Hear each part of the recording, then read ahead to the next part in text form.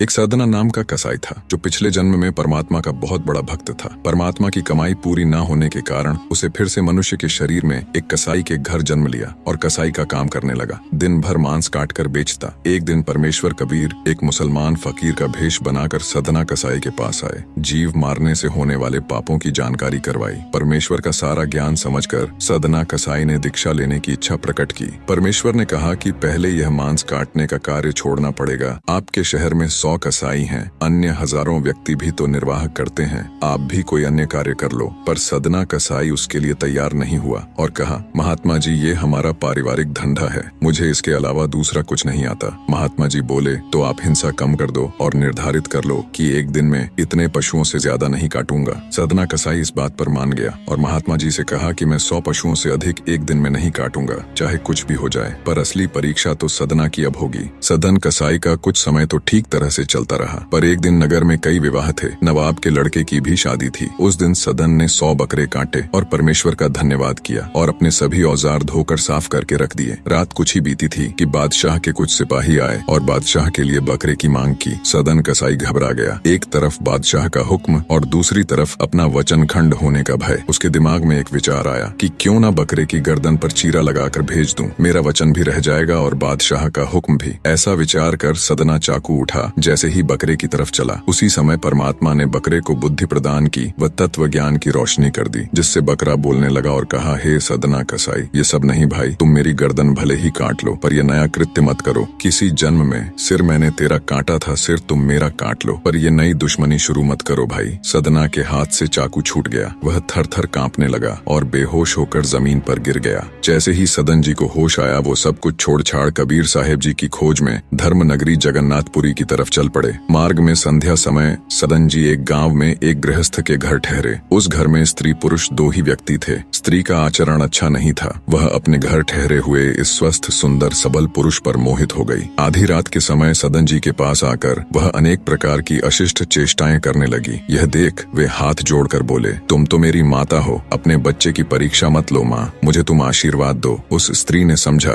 कि मेरे पति के भय से ही यह मेरी बात नहीं मान रहा। वह गई और तलवार लेकर अपने सोते हुए पति का सिर काट दिया और कहने लगी, प्यारे अब डरो मत, मैंने अपने पति का सिर काट डाला है, अब तुम मुझे स्वीकार करो। सदन भय से कांप उठे और कहा, पापी औरत, ये तूने क्या कर डाला? स्त्री ने जब सारी कोशिश करके देख ली और पता चला कि ये तो नहीं मानेगा, तब द्वार पर आकर छाती पीट पीट कर रोने लगी। लोग उसका रुदन सुनकर एकत्र हो गए। उस दुष्ट औरत ने रोते चिल्लाते कहा, इस यात्री ने मेरे पति को मार डाला है और यह मेरे साथ बलात्कार करना चाहता था। लोगों ने सदन को खूब भला बुरा कहा और उसे राजा के दरबार में पेश किया। सदन बिना कोई सफाई दिए बस चुपचाप अपने प्रभु की लीला देख रहे थे। अतः अपराध न करने पर भी अपराध स्वीकार कर लिया। राजा की आज्ञा से सदन के दोनों हाथ काट दिए गए। फिर भी सदन के मन में परमात्मा के प्रति तनिक भी रोष नहीं आया और उसे भी मालिक की मर्जी मानते हुए, उनको याद करते हुए फिर से जगन्नाथपुरी को चल पड़े। सदन जी कुछ ही दूर चले थे कि कबीर साहेब जी प्रकट हो गए। सदन ने उनको देख हाथ जोड़ने के लिए जैसे ही भुजाएं उठाई, उनके दोनों हाथ पूर्ववत ठीक हो गए। सदन जी उनके चरणों में गिर गए। तब परमात्मा कबीर साहेब ने उसे उठाते हुए बताया कि पिछले जन्म में तुम काशी में सदाचारी विद्वान ब्राह्मण थे। एक दिन एक गाय कसाई के घेरे से भागी जा रही थी। ये जानते हुए भी कसाई उसके साथ क्या करेगा, तुमने गाय के गले में दोनों हाथ डालकर उसे भागने से रोक लिया। वही गाय वह स्त्री थी और कसाई उसका पति था। पूर्व जन्म का बदला लेने के लिए उसने उसका गला काटा और गाय को पकड़ने के लिए तुम्हारे हाथ राजा द्वारा दिए गए दंड से तुम्हारे पाप का नाश हो गया।